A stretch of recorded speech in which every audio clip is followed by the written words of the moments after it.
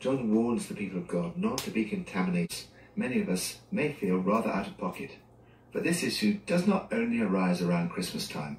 Most of us have to deal with money in some way every day of our lives, but we prefer not to talk about it in church. However, Jesus talked about money a great deal. The Bible has a lot to say about it.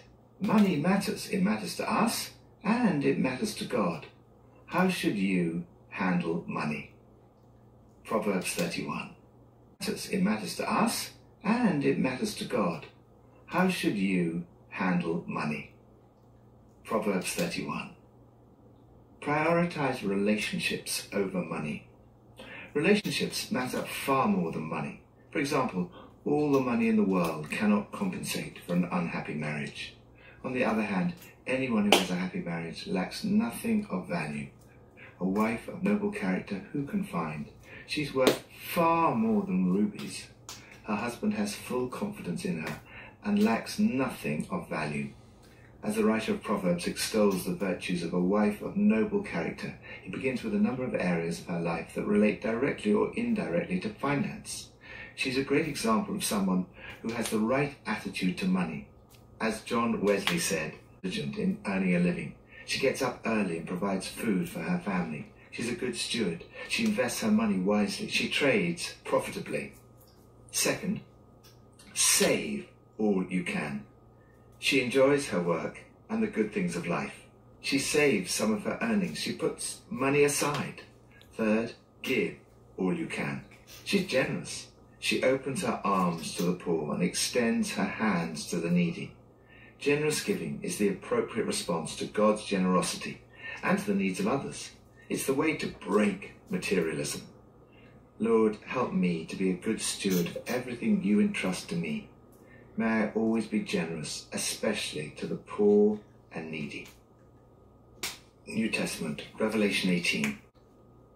Do not put your trust in money. In the Bible, there's no ban on making money, saving it, and enjoying the good things of life. What is warned against is selfish accumulation, an unhealthy obsession with money, or putting your trust in riches. This leads to perpetual insecurity and takes you away from God. Money is not a neutral, impersonal medium of exchange. Jesus said, you cannot serve both God and mammon. Mammon was the god of wealth in Carthage.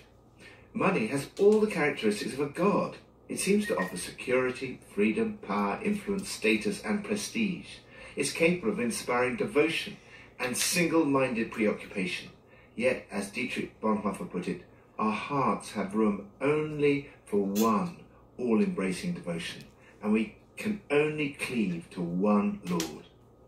In this passage, John is given a vision of an event that must have seemed inconceivable to his readers, the fall of Babylon the Great.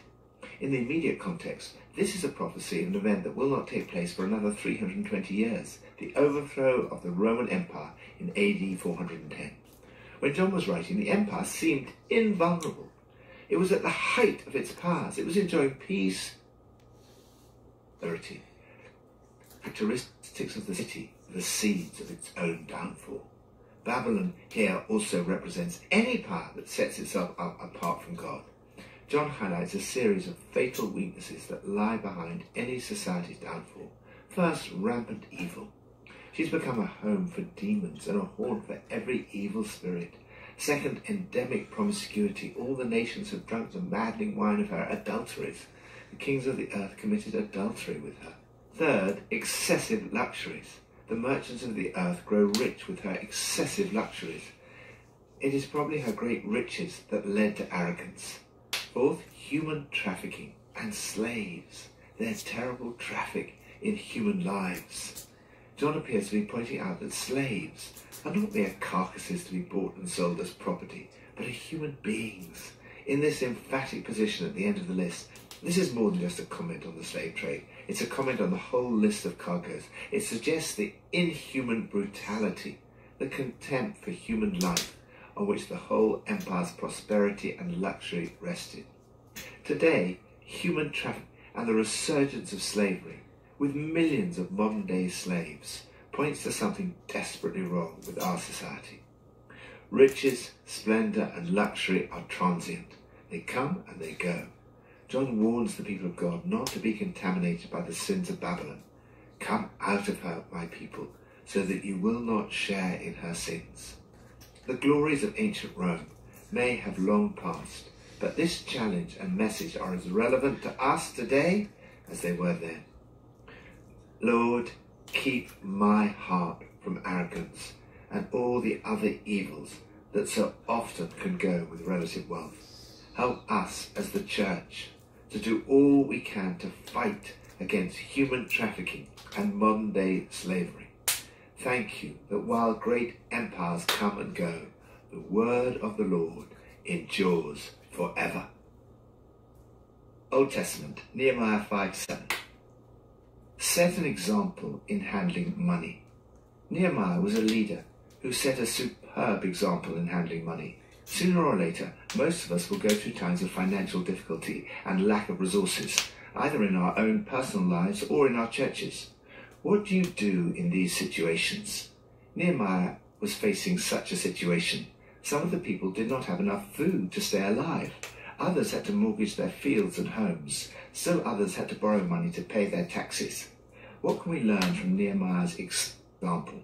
First, he thought about it very carefully. I pondered in my mind. When facing a financial crisis, it's not wise to rush into hasty solutions. It needs careful thought. Second, he called a meeting. Some meetings are at best a waste of time and at worst counterproductive. However, some meetings are important and necessary. Nehemiah had the wisdom to know the difference between these two kinds of meetings. In chapter 6, he refused to meet with his opponents, who were scheming to harm him, despite being asked 5 times. However, here, Nehemiah calls a meeting. He tells the people that what they're doing is not right. They should not be charged interest. Let the exacting of usury stop. He orders them to give back the fields, vineyards, olive groves, and houses, and also the usury you are charging them. The meeting was successful. We will give it back, they said, and we will not demand anything from them. We will do as you say. The people did as they promised. Third, and most important, he set an example in his own life. First, personal integrity.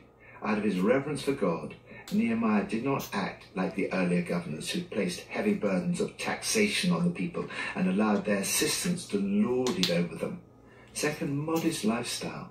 Neither I nor my brothers ate the food allotted to the governor. Third, no personal gain. All my men were assembled there for the work. We did not acquire any land. I never demanded the food allotted to the governor, because the demands were heavy on these people. Fourth, generosity to others. Furthermore, 150 Jews and officials ate at my table, as well as those who came to us from the surrounding nations. Fifth, single-minded hard work. I devoted myself to the work on this wall. He refused to be put off by the threats of his opponents who were trying to frighten him. Instead, he prayed, "Now strengthen my hands." Nehemiah finished what he'd started. Many people know how to start things, but often they lack what Pippa's father used to call carry-through. Nehemiah had the stickability.